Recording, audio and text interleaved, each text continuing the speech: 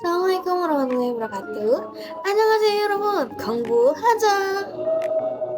Semuanya, perkenalkan nama saya Gita Lutfi Ahmad dari Prodi Akuntansi dengan NIM 2902550033. Pada kesempatan kali ini, saya akan mempresentasikan materi tentang penerapan fungsi linear dalam ekonomi, khususnya mengenai fungsi permintaan dan penawaran. Melalui pembahasan ini, kita akan memahami bagaimana konsep matematika, yaitu fungsi linear, dapat digunakan untuk menjelaskan fenomena ekonomi di pasar. Nah, apa sih fungsi linear? Fungsi linear adalah fungsi yang jika digambarkan di bidang koordinat akan membentuk garis lurus. Bentuk umum dari fungsi linear adalah fx sama dengan mx tambah c, atau bisa juga y sama dengan mx tambah c, di mana m adalah suatu kemiringan atau gradien dan c adalah konstanta. Dalam ekonomi, fungsi linear digunakan untuk menggambarkan hubungan antara dua variabel, misalnya antara harga dan juga jumlah barang. Kita kenalan dengan fungsi permintaan yuk. Fungsi permintaan biasanya menunjukkan hubungan antara harga barang dan juga jumlah barang yang diminta oleh konsumen.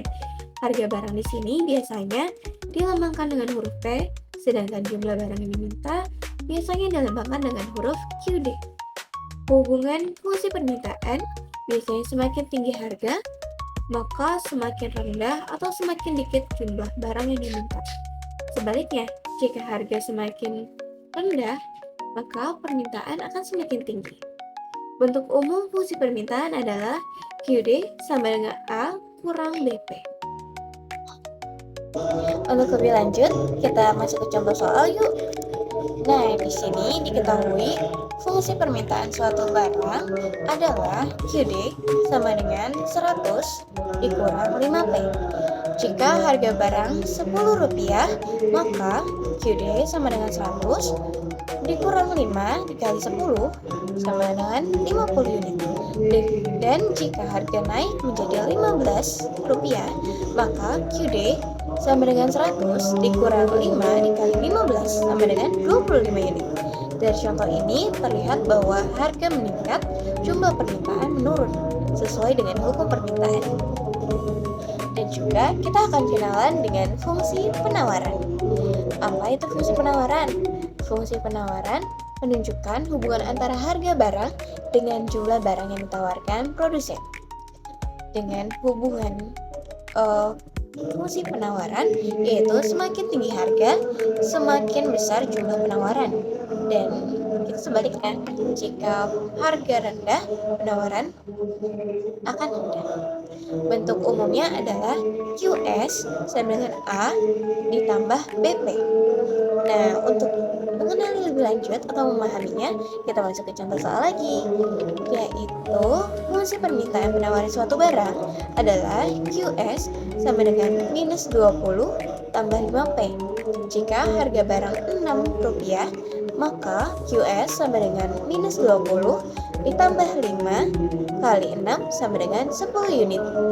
Dan jika harga naik menjadi Rp10, maka QS sama dengan minus 20 tambah 5 kali 30 sama dengan 30 unit. Jadi saat harga naik, produsen akan menawarkan lebih banyak barang sesuai dengan hukum permintaan. Dan juga kita sudah mengenali dua fungsi, yaitu fungsi permintaan dan juga penawaran.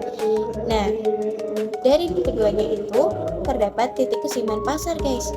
Jadi dalam pasar ada satu titik di mana jumlah barang yang diminta sama dengan jumlah barang yang ditawarkan. Titik ini disebut dengan titik keseimbangan atau equilibrium, dengan harga yang disebut harga keseimbangan yang dilambangkan dengan PE. Titik keseimbangan dapat dicari dengan menyimpangkan fungsi permintaan dan fungsi penawaran, yaitu QD sama dengan QS. Dengan rumus A ditambah BP sama dengan A dikurang BP. Contoh soal titik keseimbangan. Diketahui fungsi permintaan sama dengan QD sama sama dengan 100 dikurang 5P. Dan fungsi penawaran QS sama dengan minus 20 ditambah 5P. Maka 100 dikurang 5P sama dengan minus 20 ditambah 5P. Jadi di sini terdapat pemindahan ruas yaitu 100 ditambah 20 sama dengan 5P ditambah 5P. Sama dengan 120 sama dengan 10P. Disederhanakan menjadi P sama dengan 12.